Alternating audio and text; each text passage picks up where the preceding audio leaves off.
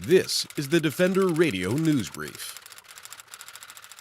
I'm Michael Howie, and this is Defender Radio, the podcast for wildlife advocates and animal lovers. Wildlife conflict is a major issue across Canada and around the world. As humans continue to alter landscapes, break down connectivity of ecosystems, and attempt to control environments without consideration for the complex relationships between predators, prey, and other organisms, it seems this conflict is increasing. Increasing alongside this is the need for research into how to prevent and mitigate conflict. A recent literature review, supplemented with original research findings by the author, highlights some of the major flaws in how humans have been managing predator conflict. Robert James Lennox, a PhD candidate at Carleton University, and his co-authors conducted a review into existing studies on predator removal. Their results were published in a study entitled Evaluating the Efficacy of Predator Removal in a Conflict-Prone World in the August 2018 edition of the journal Biological Conservation. Robert found, in paraphrased words of his abstract, that predator removal only showed efficacy in the short term and tended to be an ineffective and costly approach to conflict prevention and resolution. The results of his review also showed that coexistence methods were more successful. While on a research trip in French Polynesia, Robert found time to join Defender Radio to discuss his motivations for the paper, the difficulties in defining success and failure, and why more research into predator management and coexistence matters. This is a news brief edit of our interview. The full interview will be available later this week at thefurbears.com, on the iTunes Store, or anywhere else you listen to podcasts. Robert considers himself fortunate to work with a professor who supports his wide interests in the field of ecology and has explored issues the world over.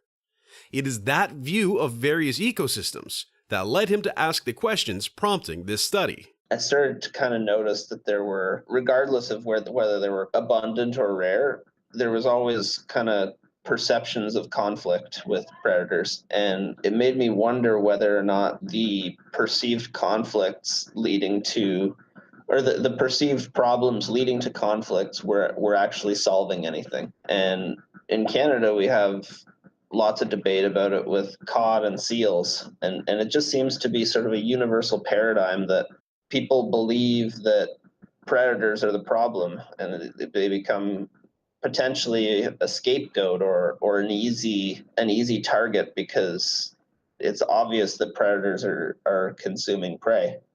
And I just wondered, is the simple solution an effective solution, really? And I looked for something in the literature that would help guide this. And there's some review papers, there's people that have thought about this a lot, but there was nothing that really discussed failure versus success in a lot of these experiments or a lot of these management issues. Exactly what successful predator removal to resolve conflict looks like isn't clearly defined, and the studies highlighting predator removal as a solution tend to fall short of any standards. That meant Robert needed to develop definitions of success and failure in predator removal. The goal shouldn't be to extinguish or persecute an animal to extinction. The goal, if it's going to work, should be to remove a few so that the population remains okay, but the conflicts are eliminated kind of in the long term. And that's a pretty ambitious goal. But I mean, I think that when you're talking about a serious management action, that you should have there should be an ambitious goal, and there should be targets, and there should be evaluation of whether those targets are met, and follow up, and kind of long-term monitoring to see whether or not the action is actually having the intended effects. And that's the only way to really make decisions going forward about whether or not this is something that should be applied consistently. And in the absence of that, I think that our review paper really provides some good general information to anybody that is dealing with a problem like this to think really critically about whether or not the removing a predator is the most likely, most efficient, most effective method of handling a conflict. Like many researchers, Robert doesn't consider himself an advocate, and is not applying a moral or ethical statement to his study. But the results, he says, speak for themselves.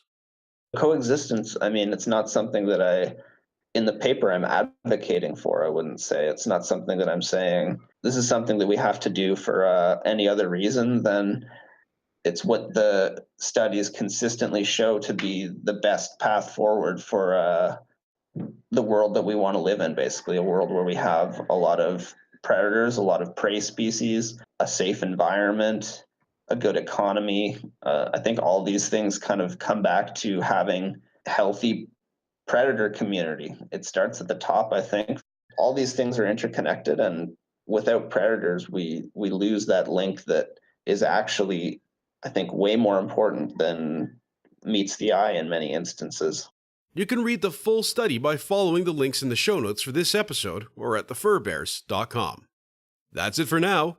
Remember, the full version of this interview will be available later this week at thefurbears.com, on the iTunes Store, or in your preferred podcast feed.